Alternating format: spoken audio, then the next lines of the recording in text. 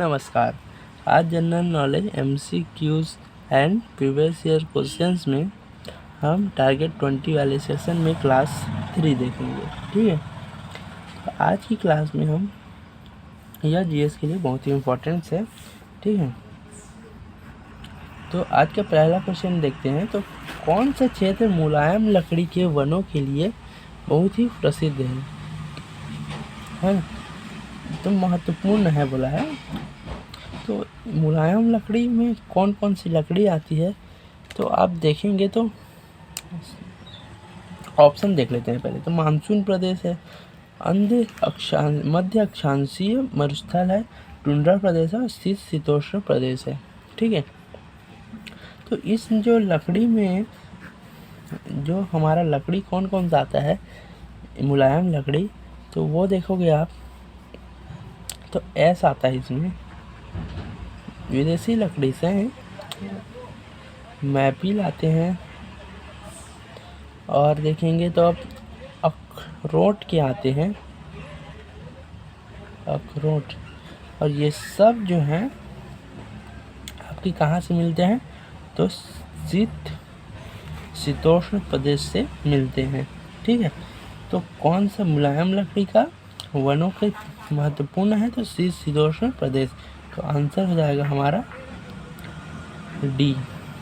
ठीक है, अब देखिए दूसरे क्वेश्चन में। तो नागार्जुन सागर परियोजना किस नदी में है?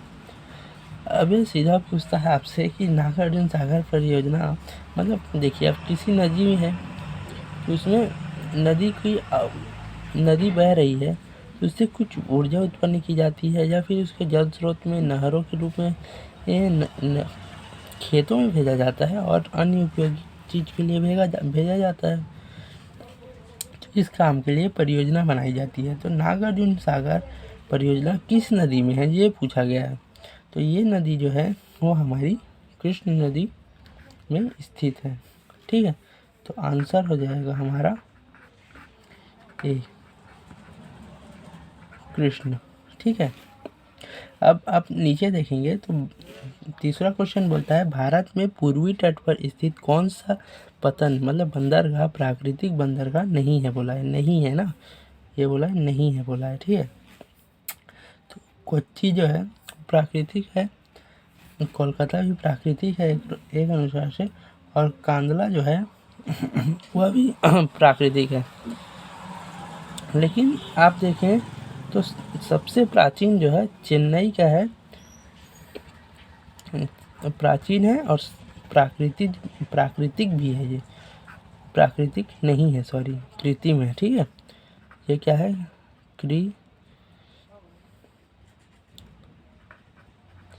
कृत्रिम बना हुआ है, और यह प्राचीन है, प्राचीन बंदरगाह है। मतलब सबसे प्राचीन कृत्रिम बंदरगाह चेन्नई को बोला जाता है।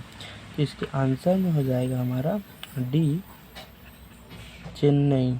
ठीक है, अब आप आगे बढ़ेंगे तो चौथे क्वेश्चन में बोलता है विश्व का सबसे बड़ा द्वीप कौन सा है? ठीक है, तो इस क्वेश्चंस में अनेकों फंसते हैं। तो यह द्वीप बोला है, ठीक है, समझिए द्वीप है, तो यह एक है, देखिए जुड़ा हुआ है, ऐसे रहता है द्वीप, समझिए, तो यह जुड़ा हुआ है, एक ही द्वीप है ये। अगर ये सबको मिला दें तो ये द्वीपों का समूह हो जाएगा। तो द्वीपों के समूह में सबसे बड़ा कौन सा है, तो वो है इंडोनेशिया। और द्वीप में सबसे बड़ा कौन सा है, तो वो है ग्रीनलैंड। तो देखिए ऑप्शन में क्या कह दिए, जावा, क्रिस्टल कुंडा, सी चिसेलिस और ग्रीनलैंड। तो इसका आंसर हो जाएगा हमारा ग्रीनलैंड। तो आंसर इज डी। अब आप पांचवें क्वेश्चन को देखेंगे तो पांचवा क्वेश्चन बोलता है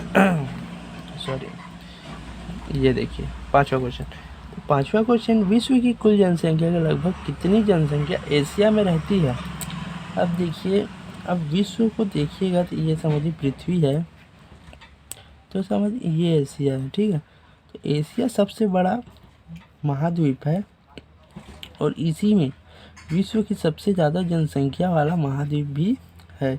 क्योंकि जनसंख्या अधिक क्यों होती है, यहाँ, क्योंकि यहाँ साधन अधिक होते हैं, यहाँ की जलवायु अच्छी होती है, इसलिए वहाँ की जनसंख्याएं अधिक हो जाती हैं। और आप देखेंगे तो एशिया की दक्षिण पश्चिम में, एशिया की दक्षिण पूरब में, पश्चिम बोल रहा था सॉरी, दक्षिण पूरब में जो है सबसे ज़्यादा जनसंख्या एशिया में है।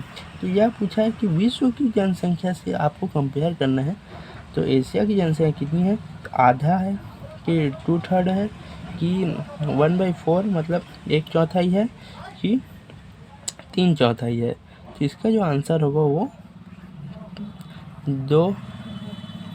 2/3 है। ठीक है, तो आंसर हो जाएगा हमारा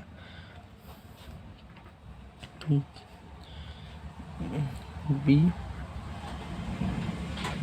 ठीक है, 2/3।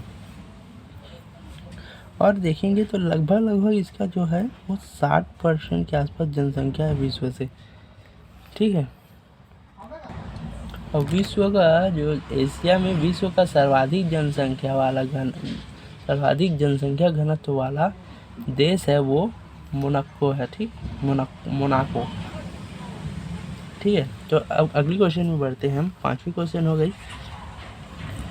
अब आप देखेंगे हमारा 6ठा क्वेश्चन।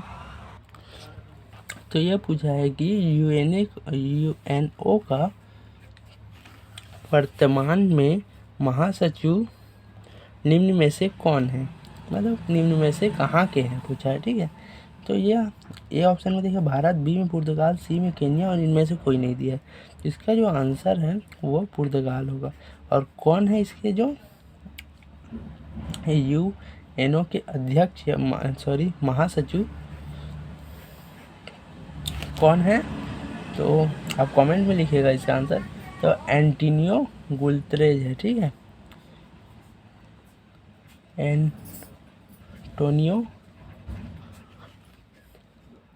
Antonio Guterres.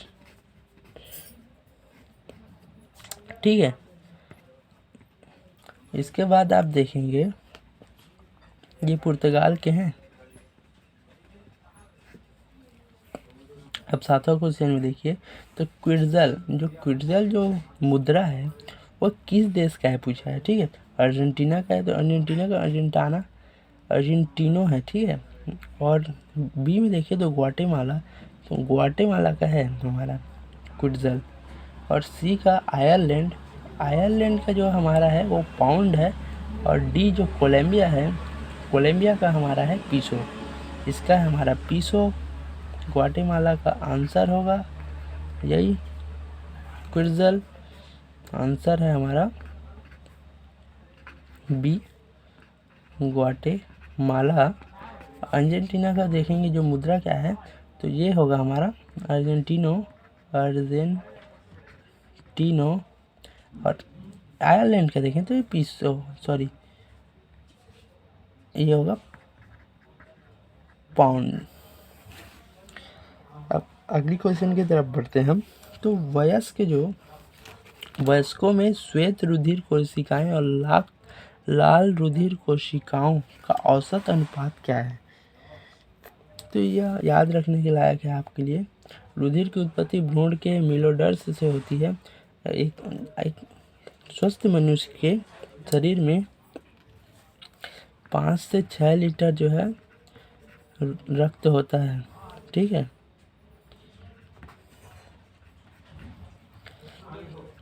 तो इसका जो अनुपात है वयस्कों की श्वेत रुधिर और लाल रुधिर, मतलब श्वेत रक्त और लाल रक्त में अनुपात बताना है, तो ये होगा हमारा 1:600।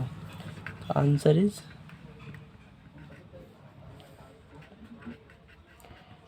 1:600। ठीक है, अब आप देखें तो कान की अस्थियां की कुल संख्या क्या है, मतलब कान में कितनी हड्डियां होती हैं।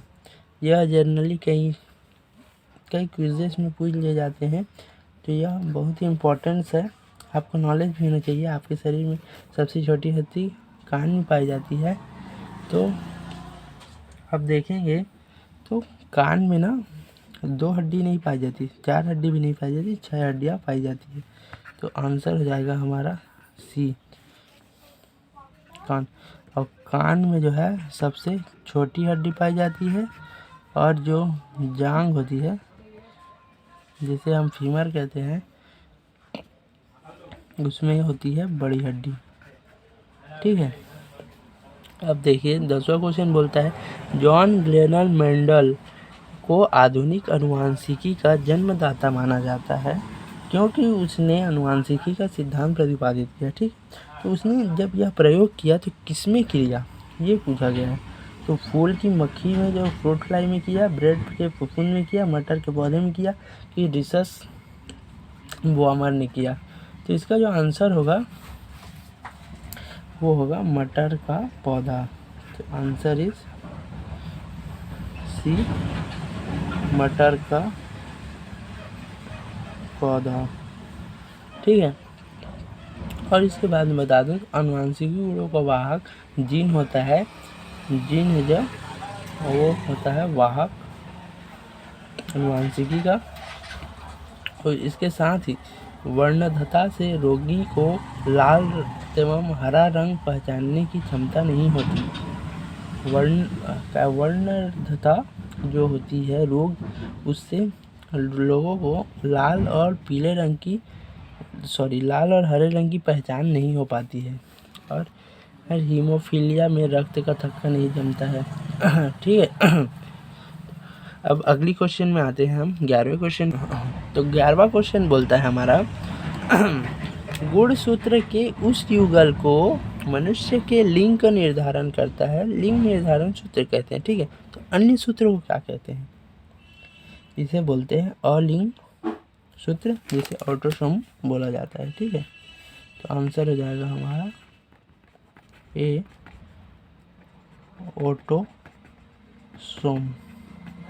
Autosome sorry. अब इसके बाद देखें तो 12वां क्वेश्चन क्या कहते हैं, तो लिटमस निम्न में से किसमें पाया जाता है, मतलब किसमें मिलता है, लिटमस निम्न से मिलता है बोल रहा है। ठीक है। तो ए में दिया सवाल, बी में दिया जीवाणु, सी में दिया कवक, और डी में दिया है लाइकेन। तो इसका जो आंसर होगा हमारा लाइकेन होगा, डी आंसर। ठीक है। और बता दूं आपको याद करने के लिए, तो लाल लिटमस पेपर जो है वह नीला कब होता है, तो लाल लिटमस पेपर को जब देखिए अल्म का जल डाला जाता है तो नीला जो है लाल में बदल जाता है। ठीक है, अम्ल डालता है तो। और लाल से नीला कब होता है, तो यह क्षार डालने से होता है। ठीक है। अब देखिए तो इसको रेड मान लीजिए, और ये तो ब्लू है। ठीक है। तो रेड में क्या है, आर है, तो क्षार में क्या है, र है। तो र को ऐसे करेंगे तो रेड बन जाएगा, तो ये शुरू में हो जाएगा, और जब ये बाद में बनेगा तो ये नीला मतलब ब्लू बन जाएगा। ठीक है। इसको याद करने के लिए र को याद कर लीजिए। ठीक है। और ब्लू को जब याद करना है तो अम्ल जो है ब्लू, अम्ल में देखिए इससे मिलता हुआ जो है ला है। ठीक है, ला, तो इसके एल जो है और ला से मिल जाएगा, तो यह ब्लू से संबंधित होगा। तो अम्ल वाला कौन सा होता है, नीला, और क्षार वाला कौन सा होता है, तो लाल। इससे परिवर्तित हो जाता है, इसको डालने से या अपने स्वरूप में आ जाता है। तो क्षार डालने से लाल नीला हो जाता है, और अम्ल डालने से नीला लाल हो जाता है। ठीक है। तो विश्व की पहली महिला अंतरिक्ष पर्यटन इनमें से कौन है। 13वां क्वेश्चन बहुत ही इम्पोर्टेंट है हमारा, पर्यटन का नाम पूछा है। तो यह सुनीता विलियम्स नहीं है, कल्पना चावला, बी में दिया है, सी में दिया अनुशेष अंसारी, और डी में दिया है इनमें से कोई नहीं। तो इसके जो आंसर होगा वो होगा हमारा सी, आंसर इज सी। अब देखिए तो पवन ऊर्जा उत्पादन में देश में जो पहला स्थान किस राज्य ने ग्रहण किया। तो हमारे आप बता दें कि वर्तमान में जो नरेंद्र मोदी जी हैं, माननीय नरेंद्र मोदी जी जो हमारे प्रधानमंत्री हैं, वह किस राज्य से हैं। तो इसका वही आंसर होगा हमारा। तो देखिए तो ऑप्शन में दिया ए गुजरात, बी में दिया है तमिलनाडु, सी में दिया है महाराष्ट्र, और डी में दिया है इनमें से कोई नहीं। तो इसका आंसर जो है पीएम कहाँ से है हमारे, गुजरात से हैं, ठीक है। तो इन्होंने अपने यहाँ अत्यधिक विकास भी किया है। यहाँ 3 बार मुख्यमंत्री भी रहे थे, इसलिए यहाँ पर अत्यधिक अपने राज्य में विकास करा है। तो आंसर इज हो जाएगा ए गुजरात, ठीक है। विश्व कप 2011 जो हुआ था वह फाइनल कहाँ हुआ था? विश्व कप 2011 जो क्रिकेट फाइनल हुआ था वो फाइनल में कब हुआ था? कब हुआ था वह नहीं पूछा गया। कब 2011 2 अप्रैल को हुआ था। 2 अप्रैल 2011 में हुआ था ये। और कैप्टन कौन थे इंडिया टीम के? इंडिया कैप्टन तो वो थे MS धोनी, ठीक है। इसके बाद देखें तो यह कहाँ हुआ था? तो यह हुआ था मुंबई में, इंडिया में हुआ था। अब इंडिया में मुंबई आता है, कोलंबो लाहौर तो दूसरे देश में है। तो इंडिया के मुंबई में कहाँ हुआ था? तो वानखेड़े में हुआ था। वानखेड़े स्टेडियम में हुआ था, जो कहाँ है? मुंबई का मुख्य स्टेडियम है। अब हम 16वें क्वेश्चन की तरफ बढ़ेंगे। आप आज 15 क्वेश्चन कर चुके, अब हम 16वें क्वेश्चन की तरफ बढ़ेंगे। तो देखिए 16वां क्वेश्चन बोलता है जजीरा एयरवेज किस देश की विमान सेवा है? जजीरा बोला है तो यह थोड़ा मुसलमान नाम लगता है, ठीक है। तो कुवैत मुसलमान देश है, सऊदी अरब भी मुसलमान देश है, ठीक है। तो आप इन दोनों में कंफ्यूज हो सकते हैं ऑप्शन के अनुसार देखेंगे तो यह जो है वो सऊदी अरब का नहीं है, ये जो है वो कुवैत का है। तो आंसर हो जाएगा हमारा कुवैत बी, ठीक है।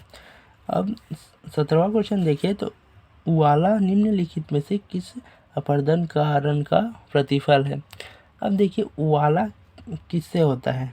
तो भूमिगत जल के अपरदन से होता है, हिमानी से होता है, पवन से होता है, सामुद्रिक लहर। तो भूमिगत जल इसका आंसर होगा। तो भूमिगत जल से और क्या क्या अपरदन होते हैं? पहला तो उवाला ही हो गया हमारा। सेकंड में देखेंगे तो आपका गीजर बनता है। उसके बाद देखेंगे तो डोलाइन बनता है, और डोलाइन के बाद देखेंगे तो लैपिज बन जाता है, और अनेक भी बनते हैं। इनका याद रखिए, यह बहुत इंपॉर्टेंट है। अब 18वां में जाएंगे तो निम्नलिखित में से किस अफ्रीकी देश में रेल मार्ग ही नहीं है? मतलब रेल मार्ग की सेवा वहाँ उपलब्ध ही नहीं है। तो इंडिया में कब रेल मार्ग आया था ये देखेंगे तो आप, तो ये आया था 1853 में ईस्वी में आ गया था डलहौजी के समय। ये मुंबई से ठाणे चला था, मुंबई से ठाणे, ठीक है। तो अभी कहाँ ये पूछा है कि यह जो सेवा है वह कहाँ नहीं है? तो ऑप्शन ए में दिया है नाइजर, बी में दिया है नाइजीरिया, सी में दिया है तंजानिया, और डी में दिया है हमारा जाम्बिक। तो इसका जो आंसर होगा वो नाइजर होगा, ठीक है। Answer is a niger.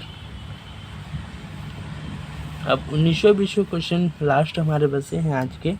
तो निम्नलिखित किस हिंदू धर्म गुरु को सम्राट अकबर ने इबादत खान के से बुलाया गया है? इबादत खान के नाम से बुलाते थे।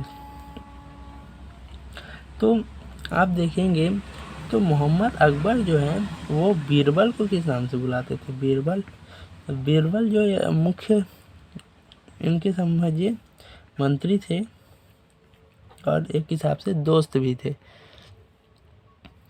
तो अकबर को बीरबल कवि प्रिय बोलते थे, और नरहरि जो थे को महापात्र की उपाधि दे रखे थे। इनको उपाधि दिए थे कवि पात्र की, कवि प्रिय की। इसी प्रकार इन्होंने इबादत खान किसको बुलाया था? तो वो थे पुरुषोत्तम थे। हरि विजय दूसरी नहीं थे, भानुचंद्र उपाध्याय भी नहीं थे, विजय सेन सूरी भी नहीं थे। इसके आंसर आ गया हमारा पुरुषोत्तम, ठीक है।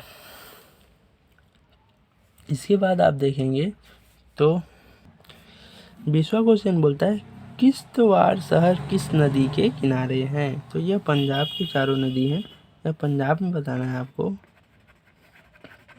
पंजाब में कौन सी नदी में है। तो किश्तवाड़, जहाँ आप पंजाब में रहते होंगे तो आपको पता होगा किश्तवाड़ किस नदी में है। तो इसका जो सही आंसर होगा वो झेलम होगा हमारा। और सतलज की नज़ारे जो फिरोजपुर है, ठीक है। सतलज जो होती है हमारी, एक और नदी है, 5 नदी थी यहाँ, सतलज वो थी फिरोजपुर, ठीक है। यहाँ पर हमारा आंसर जो है वो सी झेलम है, ठीक है।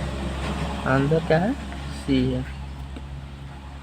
अच्छा लगा वीडियो तो लाइक कीजिएगा, चैनल को सब्सक्राइब कीजिएगा और दोस्तों के साथ अपने शेयर कीजिएगा, ठीक है। आज के 20 क्वेश्चन ख़त्म हुआ, टारगेट 20 इज कम्प्लीटेड।